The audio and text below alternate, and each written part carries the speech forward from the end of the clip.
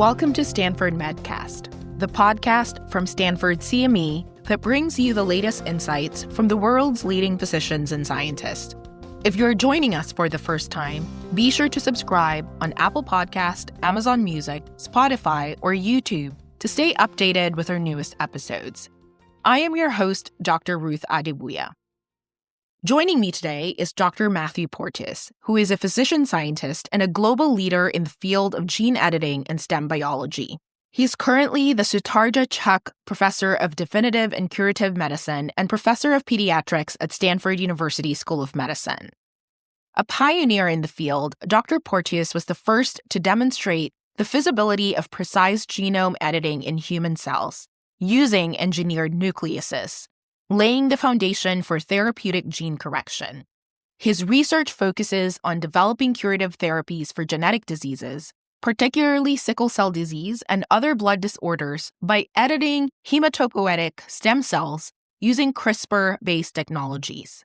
He has played a central role in translating genome editing from the lab to the clinic, and his team continues to lead early-phase clinical trials designed to evaluate the safety, efficacy, and scalability of these groundbreaking approaches. Dr. Porteus, thank you so much for chatting with me on the podcast today. Thank you, Ruth. Really glad to be here. For listeners who may not be deeply familiar with the science, could you walk us through how CRISPR works, what it is, how it edits genes, and why is it considered to be such a breakthrough in molecular science? I'm going to even step back a bit before CRISPR. As you're going through medical training, we recognize that for certain diseases, if one could just change a nucleotide in the DNA of a cell or change the DNA sequence precisely, that you could address many diseases. In the early 2000s, as people, including myself, started to figure out ways of doing what we now call gene editing in cells. The tools we had at the time were tools called zinc finger nucleases and tau effector nucleases. The way they worked is that you designed a nuclease, a protein that makes a break in the DNA, so it recognizes exactly where you want in the DNA. It makes a break, and then that triggers the cell to repair the break. By allowing the break to repair on its own, you can create new mutations at the site of the break, and we'll get into why that's important.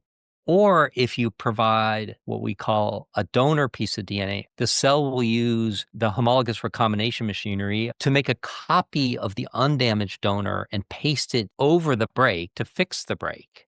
By designing the donor DNA in the right way, we can now introduce those exact changes to the DNA we want. So this was all going on in the late 1990s, early 2000s, but the tools were hard to use. What CRISPR did when it was discovered that you could reprogram it to make a break at a sequence very easily, and then when it was shown that this bacterial system worked very well in human cells, it totally changed the field. Now, instead of having to spend several years to make a specialized protein, you could spend several days making a CRISPR nuclease. The way the CRISPR system works is it has two parts to it. It has a protein part called Cas9. That is the scissors that's going to cut the DNA. And then it has an RNA part that gets bound by the Cas9 protein. And it's the sequence of the RNA that guides the molecular scissors to the right site in the genome to cut the DNA. It's this very elegant two-part system where the Cas9 is used all the time. And by just changing 20 nucleotides in the RNA, you now can move the scissors to different parts of the genome. It sounds like what makes CRISPR revolutionary is its precision, flexibility, and accessibility.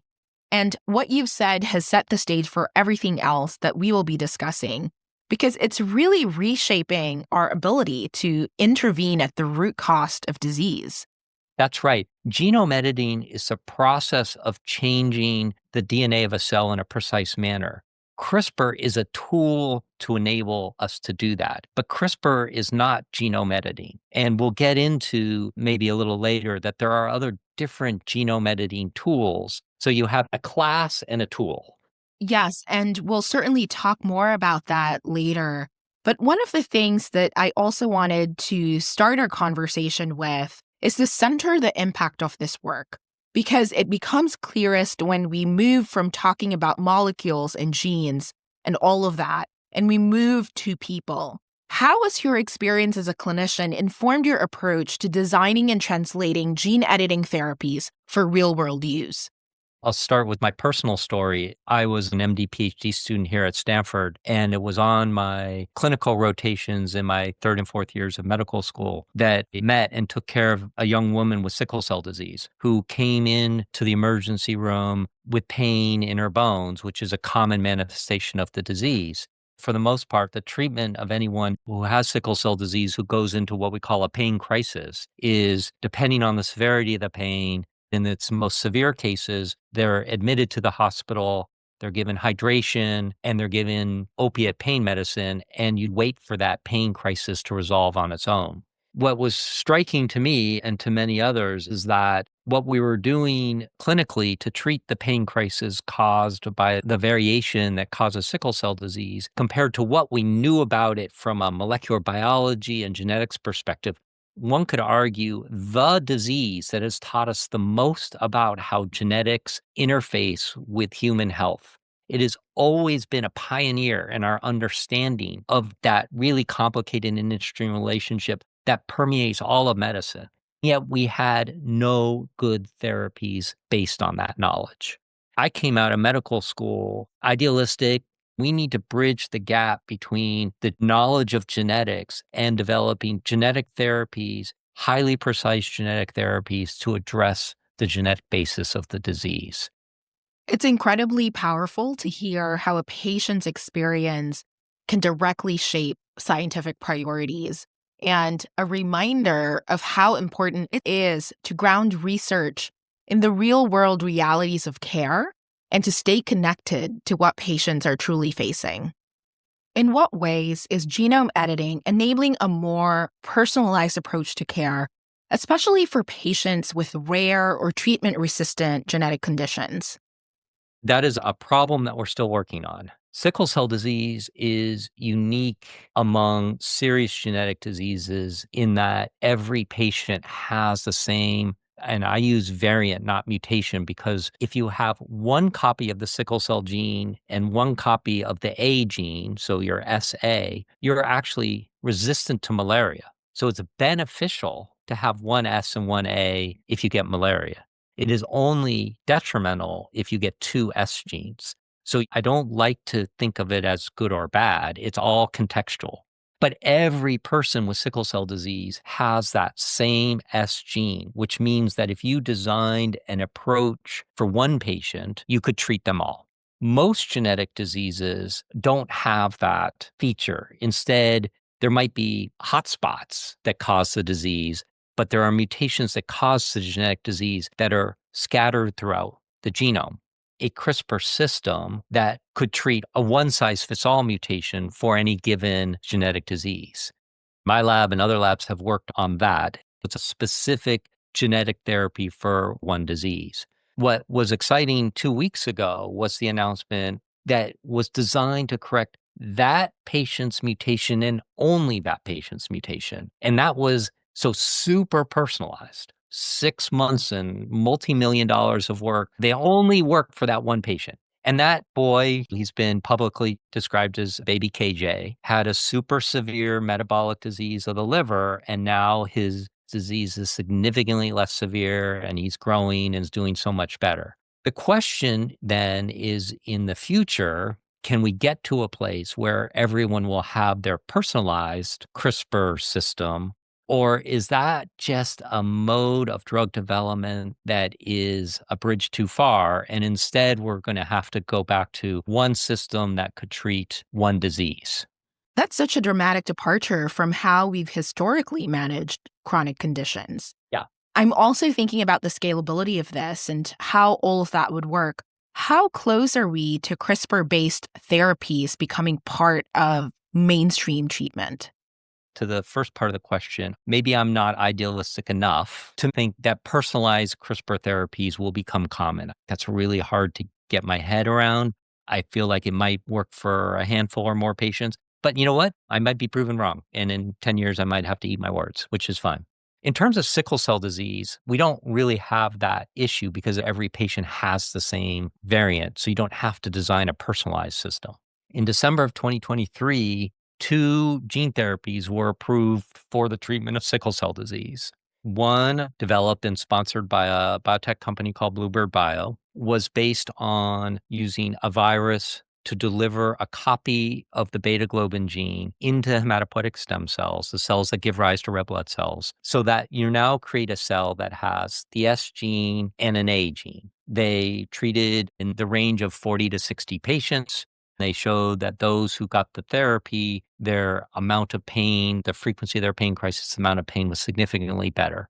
And that led to its approval. The trade name for that drug is Lyfgenia.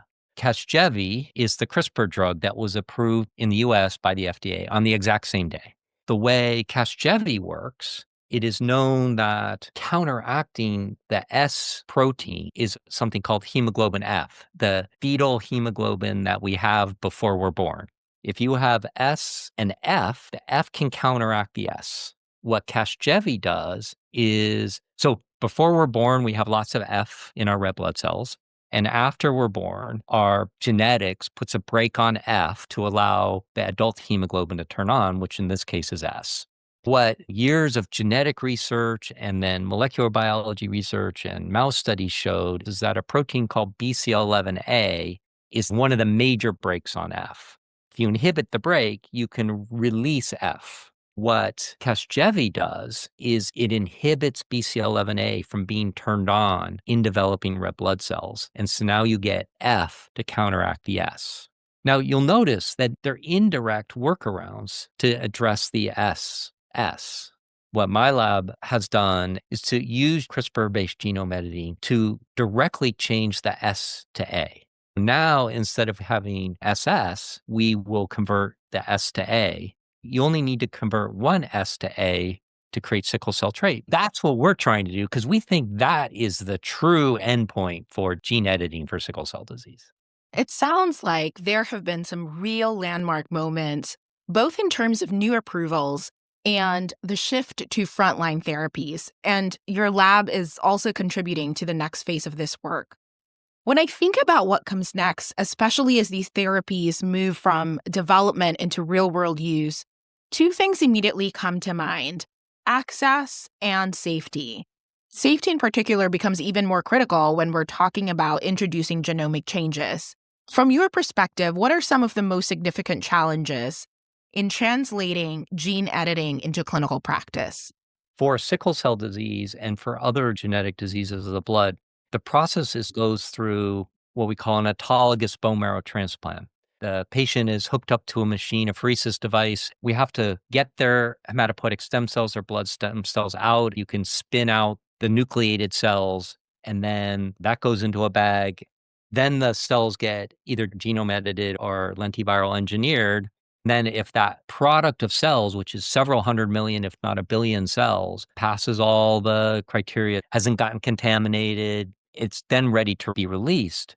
Patient has to come back in and get chemotherapy to ablate all of their endogenous hematopoietic stem cells to create space for the new stem cells. Then they get infused. Now that chemotherapy treatment using a drug called busulfan causes mucositis. It can cause long-term issues in fertility. It causes your blood counts to be low for several weeks or longer, so you're at risk of infections, while the new cells find their homes and start making blood cells.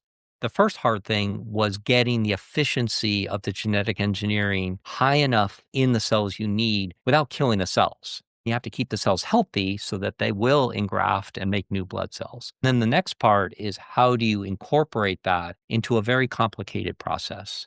In the long term, we would, of course, like to get rid of that chemotherapy for the conditioning. We'd like to make the mobilization of the stem cells easier on some of the bigger issues around genome editing. I heard a social scientist describe a dichotomy between perfection and perfectibility. We're always shooting for perfectibility. We have a North Star to get to perfection, but we almost never get there. But we have to have that process that we can always do better. These are some of the areas where we'll do better in the future. Stanford is leading the charge in some of those areas, which is really exciting to have my colleagues be doing that. How much of a concern are things like off-target effects or insertion deletion errors when you're thinking about clinical applications of gene editing? We're always concerned, do they make breaks where we don't want? And when 10 years ago, when the CRISPR-Cas9 system was described, it was like, is this going to be a problem? It turns out this system is remarkably specific. We didn't know it at the time. One of the things you have to do is you have to show to the FDA that you have assessed how specific your process is. And often you can find no evidence of off targets. It may mean they're not there, but it also may mean you just can't find them. When Casgevy was approved, they had a scientific advisory board spending the day to advise the FDA. And most of the day was spent on have they demonstrate the specificity to a degree we should have confidence. And the advisory board was unanimous in saying that the specificity had been demonstrated and the risk benefit entirely favored that this should be approved. Now, that's just an advice to the FDA. They ended up following that advice, but that's true. We, meaning the entire field, spends a lot of time on making sure that the process is specific, but we've gotten to a point where I will even challenge my sequencing colleagues that if I give them two samples, I don't think they could figure out which one was edited and which one wasn't based on off-target effects. We have to remember two things. One is that the chemotherapy we give for the conditioning is far more genotoxic than any CRISPR editing. The other thing to remember is our genomes in our cells acquire mutations every day of life. I like bacon. We know bacon has chemicals in it that damage our DNA. We breathe pollution that damage our DNA. Actually, just cells living where they create reactive oxygen species damages the DNA. So there's no such thing as a cell that doesn't get damaged DNA and acquire changes. Again, it's putting this all in context, how severe the disease is, what's going on in the background, can you detect it, and putting that equation together. That's really helpful context. I imagine that when we're talking about applying these therapies to children, the bar is even higher, both ethically and clinically. How do you navigate the balance between therapeutic potential and the unique ethical and regulatory complexities that come with treating pediatric populations? We and others could have hours of conversations, but the general framework is that if a disease is so lethal that people don't even reach adulthood, then of course, getting consent from a parent to investigate a therapy is ethically justified. If it's a disease that's severe, but people reach adulthood, then the clinical trial has to start in adults for ethical reasons. It's only after you've done a few adults that then you can move to adolescents. Actually, both Lyfgenia and Casgevy are approved for the age of 12 and above. What both companies are doing now is running the clinical trial in younger people to expand who can get it, who would be approved to get it. Now, I will say for a disease like sickle cell disease and others, but sickle cell disease is a great example, it's a progressively destructive disease. Even a healthy 23-year-old with sickle cell disease still has organ damage that a 5-year-old wouldn't have. This is a disease that in the long term, I think we want to treat in early childhood before that inevitable destruction occurs. There seems to be a really thoughtful, multidisciplinary approach to involving children, not just in treatment, but in the broader process, including clinical trials. And yet, even as enthusiasm for these technologies grows, especially in areas like sickle cell disease, broader adoption still seems to be limited. What's continuing to hold that adoption back? Is it the complexity of the therapy itself, the infrastructure that is required to deliver it, or something else? Treatment centers like Stanford's that have that capacity, that expertise. The first delay in getting this rolled out was getting treatment centers qualified to be able to administer this commercial therapy. And I can tell you, it's very complicated. Then patients have to be interested and to fit the eligibility criteria. They have to decide with their physicians and their family whether this is the best approach for them. Once all that's happened, then it's a between 6 to 9 months, maybe even longer process between I want to get this and actually getting it. The approval in December of 2023, it wasn't like there was a million pills on the shelf ready to give to patients. It's not surprising that it's taken a little while for it to roll out. We're seeing increasing number of patients coming into the queue and getting increasing number of treatment centers up and running. Now, what the cap will be on that remains to be seen. We're still very much in the build out phase. I'm a believer that there are enough people with severe sickle cell disease that we need 3 or 4 or even 5 different products on the market to meet demand because these are complicated therapies. We can argue about is that better than one or that better, but they're all falling into this really transformational approach to patients. Third patient treated is a man named Jimmy Olaher from Georgia. And listening to him talk about how it's changed his life is spectacular. And I'll just highlight a couple points that I've heard him say. One is that he used to think he was allergic to snow because every time he would go out into the snow, he'd have a crisis because that's known in people with sickle cell disease. After his therapy, it snowed in Atlanta, which it occasionally does. And of course, the city shuts down. He went out and played in the snow with his kids and realized he wasn't allergic to snow because he no longer had sickle cell disease. The other great thing is that last summer, he was part of a fundraising educational effort that resulted in him climbing Mount Kilimanjaro. And he believes he's the first person with sickle cell disease ever to climb Mount Kilimanjaro because at 21,000 feet, the low oxygen's not so good. Those are the life-changing stories. Many other patients have been very public about their stories and how they had put their life on hold. They weren't sure where their future was. They get the therapy and now they're back at it 100%, fully optimistic about their future and onwards. These are such powerful stories. Thank you for sharing them. They really speak to what keeps people like you energized and committed to this work and to the hope of expanding access to these technologies. You touched on this earlier, but one of the major challenges is cost. These therapies hold incredible promise, but they come with a high price tag.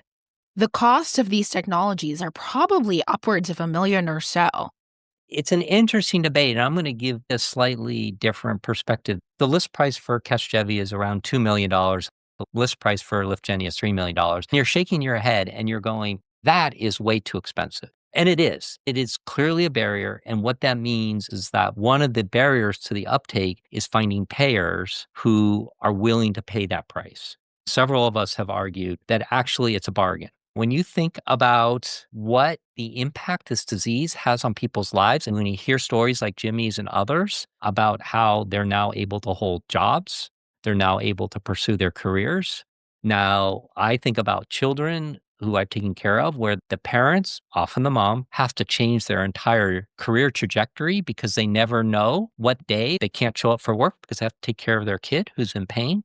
I think the direct and indirect costs and lifetime benefits, this is a bargain.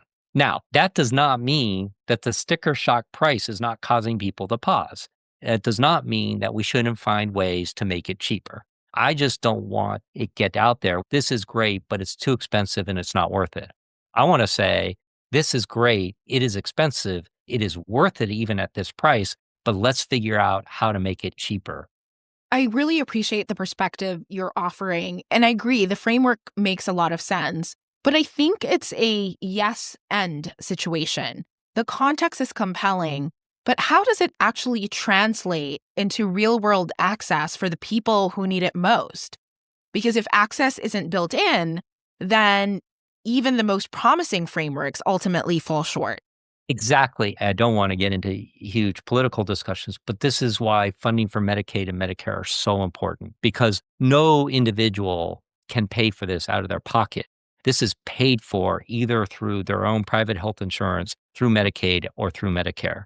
When there are threats to those systems, then access to payment for these therapies is significantly burdened. In the meantime, that's our job in academia and biotech is to figure out how to bring that cost down so the upfront burden is lower.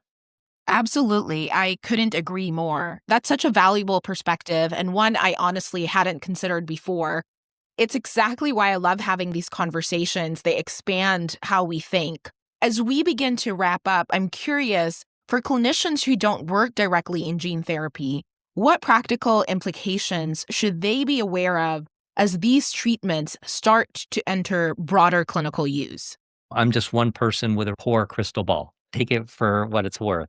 There's a couple of things that come to mind. One is that right now, the gene therapy, gene editing, and the entire biotech drug development space is very much in a winter. There was tremendous enthusiasm in 2019, 2020. And since COVID, I don't think it had anything to do with COVID, honestly. The enthusiasm has swung too far in the other direction. My word is that it will come back, that gene editing, gene therapies, they work. It just came back from the annual meeting for the American Society of Gene and Cell Therapy, and the science is amazing. It just keeps working. It keeps getting better. People are doing cooler and cooler things. So we'll get there.